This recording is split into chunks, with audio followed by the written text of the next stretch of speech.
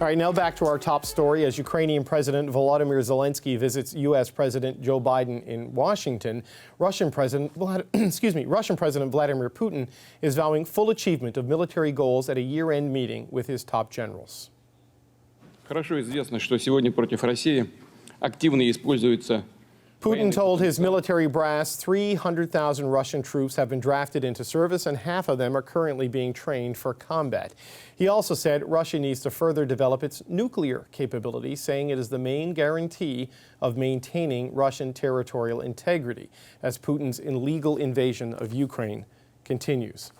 Now, Putin's year-end speech came just hours before Zelenskyy touched down in Washington. I'm joined now by Ukrainian MP Lesia Vasylenko.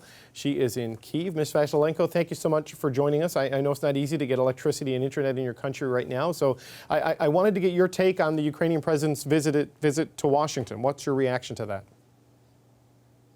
Well, first of all, it's a really important visit that is occurring at a critical time in the developments around Ukraine's victory, I'd like to say. The fact that our president has taken the responsibility and the risks that go with it to travel all the way to Washington to meet with President Biden can mean only one thing, that the two democratic world leaders are on the way to building a strategy to bring victory to Ukraine and to the world, long-standing peace sooner rather than later. And with saying that, I will allow myself a minute of wishful thinking here and hoping that whatever that was discussed in the White House today will mean that by spring 2023, there will be enough mobilized international resources for Ukraine and in Ukraine that will make sure that victory is Ukrainian and that long-term peace is brought to Europe. One of the issues dealt with today was the long-standing demand for better air defense systems with the approval of the delivery of a Patriot missile battery to your country. How significant is getting that particular air defense system for Kyiv and for all of Ukraine? It's not only significant, it's absolutely crucial. Today, some 30% of the territory of Ukraine is still vulnerable to Russia's missile attacks. That means 30% of areas where civilians live, innocent men, women, children, unarmed, who are being targeted by Russian missiles, drones, bombs, who are getting hit. Our energy infrastructure is in a dire state at the moment. Some 60% of Kyiv's energy capacities have been heavily damaged or destroyed, and if Russian strikes continue, the other 40% will be hit as well, leaving the city in complete cold and blackout. So really getting those air defense systems on the ground will mean a better way to protect ourselves, our infrastructure, the livelihood of the country, the livelihood of the big cities, the critical cities for the country, and that means bringing us that little bit closer to victory. So the Patriot system today, but Russia it's hitting your electricity grid, your water systems, as you pointed out. I just wonder, do you think Canada, the United States, other Western allies are giving Ukraine enough right now to deal with the challenges that lie ahead, as Vladimir Putin seems completely intent on weaponizing winter? We are grateful for everything that we are getting, but at the same time, we are constantly asking for more. The thing is, Ukrainians will continue to be asking for more until this war is won and until all of the Russian soldiers leave Ukrainian soil. We are up against a massive, absolutely massive, unthinkable military machine that is Russia.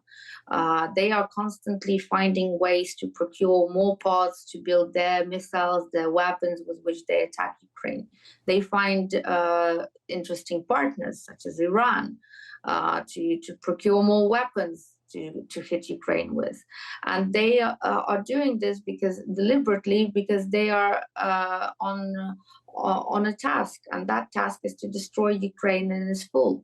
So in order to protect ourselves, we also have to be mobilizing and creative ways to protect ourselves. And these ways are there. They are the air defense systems produced by the US, by Canada, by Germany, by France. And we need all of them on the ground here, protecting Ukrainian citizens rather than in storage units somewhere in the countries who are blessed not to be touched by war.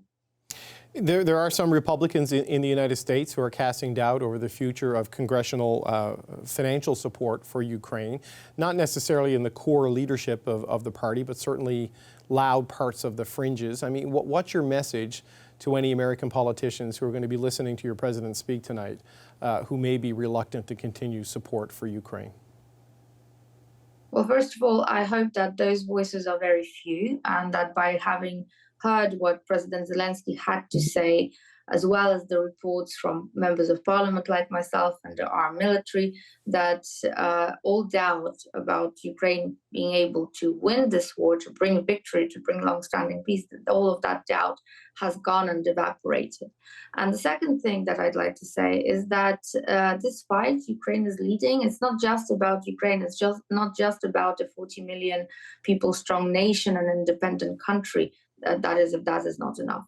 But it's an existential battle between good and evil, between democracy. If anyone who considers themselves a Democrat and a person of values of true freedom, of independence, they should be having vested interest in making sure that Ukraine wins. Because if Ukraine loses, there will be more wars to follow. Aggressors of the likes of Putin in China, in other countries around the globe, they will just be inspired and they will keep pushing with their aggressive terroristic actions all over the place. It will be not long before war will touch everyone's homes directly, physically, like it touches Ukrainian homes. And believe me, it's no mean feat. It's no pleasant thing to be living through this nightmare.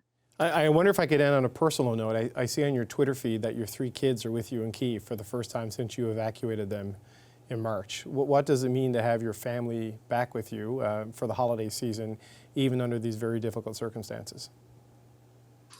It's actually amazing. My children are back home for the first time since 1st of March, so they haven't been in for 10 months. And I mean, their faces, they are just so ecstatic when they walked into their rooms and they saw that everything is unchanged, when they went out to the park where they used to play.